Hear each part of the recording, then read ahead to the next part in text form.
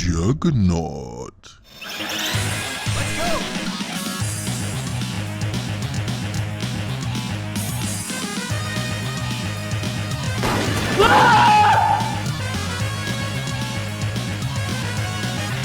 Don't come! Don't come!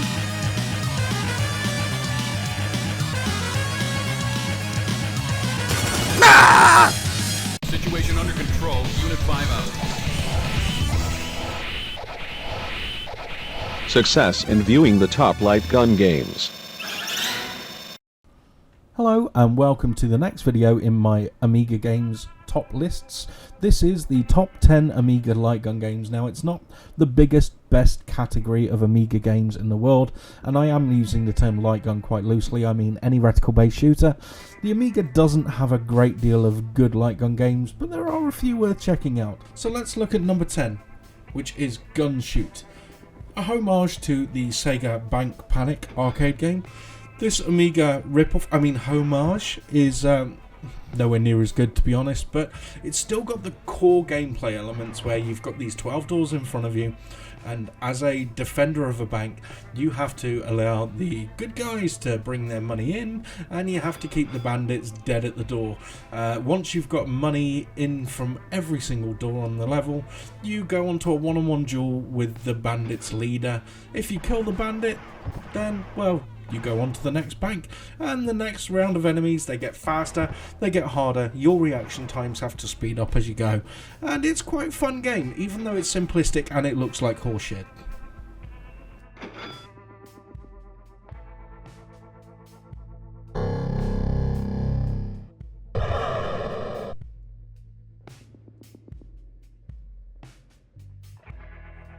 Number 9, Zombie Apocalypse 2. A shareware game, one of a couple in this list. Zombie Apocalypse 2 was made by the guys who created the Blitz basic programming language. The original Zombie Apocalypse was actually used as a tech demo to show off what the engine could do with relatively simple coding. While the first game was a bit simplistic in nature and wasn't that enjoyable for more than 5 minutes anyway, the sequel ramps it up a little bit. It's not going to set the world on fire, but it is quite fun in small doses, and as I said before, there aren't that many LightGun games for the Amiga. This is one that deserves a playthrough, and I felt it should be highlighted. Number 8 is a game I hadn't played until making this video, but it is Take 'Em Out. Now, at the start, you've got your police training in a firing range. Once you pass this test, you get to select your weapon from an initial selection of 4. You've got a primary weapon and a secondary weapon, one assigned to each mouse button, that you can go out onto the streets and kill perps with.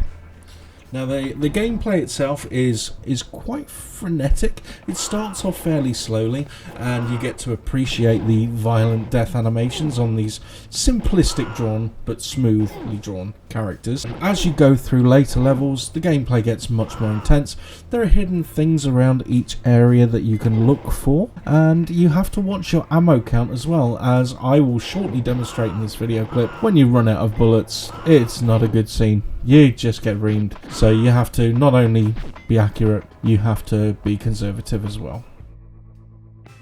Number 7 is another game that I hadn't experienced until making this video, Alien Target. Now this differs slightly to your average reticle shooter in the fact that you have a scrolling playfield. When your reticle reaches the corners of the map, you can scroll it left, right, up and down, which means that using the handy map system in the bottom left hand corner, not only do you have to shoot the enemies as they appear, but you have to hunt them down too. This makes quite a nice mechanic. You get to hunt these interesting varied aliens through these interesting varied landscapes. The gameplay is very difficult. There are always lots of things to blast away, and you get to do so in a nice smooth game. It's a good fun game. I really like Alien Target, and it's a shame I didn't get to experience it sooner in my life.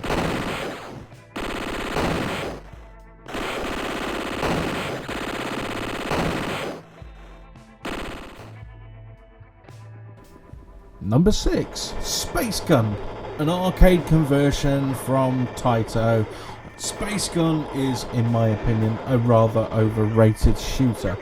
With that being said, however, the Amiga version is good fun to play, and technically, it shouldn't be. The arcade game had some visual trickery that was leagues ahead of what the Amiga was capable of, or what we thought the Amiga was capable of. And of course, while the Amiga cannot replicate the graphics 100%, it makes a good representation of them. The sound's there, the gameplay is there, and while I do think Space Gun in the arcade is overrated, on the Amiga, Space Gun is one of the better LightGun games available for the system.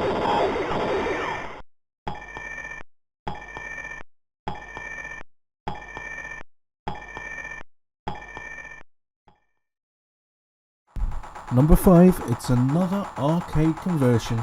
It's Line of Fire. Now, Line of Fire seems to be long forgotten by many gamers, which is a shame. I think it's an underrated title. I really enjoyed the arcade conversion, and Line of Fire, not only on the Amiga, but all the home conversions of Line of Fire are technically rather impressive. The arcade game itself, of course, was rather impressive too. It used the super scalar tech seen in Space Harrier, Afterburner, Thunderblade, Power Drift, etc. What you get with Line of Fire is you get indoor and outdoor environments with these scaling exteriors that give you a sort of sense of depth when the Amiga couldn't do it with polygons at a decent frame rate. While the frame rate does chug in places in Line of Fire, it doesn't detract from the enjoyment of the game. It's great in single player, it's great in two player, and the levels have a high degree of variety. Number 4, it's a long forgotten gem by SNK. Yes, the Neo Geo Kings themselves. Beast Busters is a great shooter. In the arcade it was a 3-player shooter. On the Amiga that's been reduced to 2, but otherwise the game is here in all its glory. It looks pretty good. Graphically it's not too far away from its arcade original brethren. There's a whole variety of levels and enemies. You've got into the screen sections, you've got side-scrolling sections, you've got vertically scrolling sections, you've got enemies in boats, you've got enemies in streets, you've got underground arenas, you've got these really hilarious looking enemies in places that make you laugh even though they shouldn't. It's just cheesy B-movie horror style shooting, and it's great fun for that. It's mindless and it knows it and it doesn't care. It's a shame that this relic of SNK's history has been forgotten. You knew it had to be on the list. Number 3, Operation Wolf. Now, nobody expected the Amiga to do a perfect arcade conversion of this seminal classic.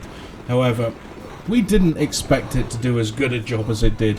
While the frame rate has suffered, a couple of colours are missing, and the action may not be as frenetic as its arcade cousin, Operation Wolf captures the essence of the arcade original perfectly.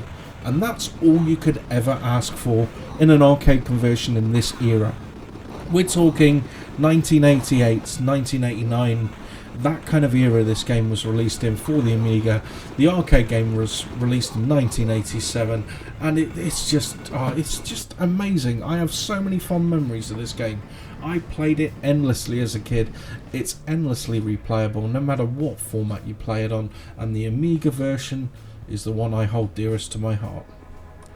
As I did with the sequel, number 2, Operation Thunderbolt takes Operation Wolf, changes the tech a little bit so that the game runs smoother. The game has a lot more going on screen as well. There are far more enemies to shoot.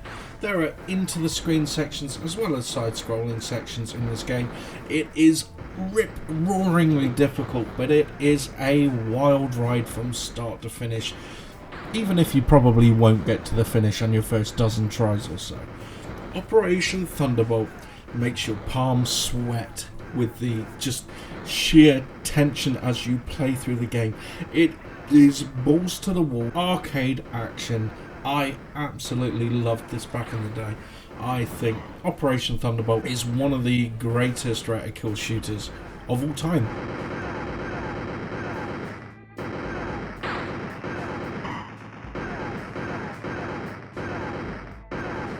So this top 10 list is almost done and dusted. There is only room for one more game in this list, and that game is Terminator 2, the arcade game. What else would it be? Terminator 2, the arcade game in the arcade was amazing. It really encapsulated the movie at the height of its popularity. It was a phenomenon, right up there next to Mortal Kombat in the arcades. It kind of was the product of an era of video game greatness. It was the second coming of the video game golden age when this game was launched. You know, it led the way for many other games in a similar genre, like Virtua Cop, to follow in its footsteps. But this capsule in time is just fantastic. And to see this technically advanced game be ported onto the Amiga with such care and attention is really impressive. The arcade original had digitized sprites with a high color palette, which would have been impossible to do on a non-AGA Amiga, in my opinion, and the developers' opinion from the sounds of it as well, because they took all of the assets of the arcade game and they redrew them to cater for the Amiga and the Sega Mega Drive's visual limitations. This gives a much more rounded, hand-drawn look compared to the digitized original that is also seen in the Super Nintendo version of it. Now, what graphical style you prefer is down to personal preference, but you can't deny that these graphics look really nice on the Amiga, and the game is really nice too. You've got a choice of music or sound effects, unfortunately not both at the same time. But to be honest, that kind of gets lost in the frenetic action of the game. After a while, because there is so much going on screen, you don't even notice the music or the sound effects. You're just focused on what's coming on screen, which side of the screen are they coming on, because the screen is split in two and the damage is allocated depending on where the enemy is on screen. You look at your energy for your gun too, because your gun will lose power and will leave you defenseless. Terminator 2, the arcade game, is immersive arcade action at its finest, converted with care and attention. And there we go, that is my top 10 Amiga LightGun stroke Reticle games. I hope you enjoyed the video. As I said, there isn't a great deal to pick from, but I want to go through every genre in the Amiga because there are so many great games. I can't just limit it to a top 100 list. So until next time, bye bye.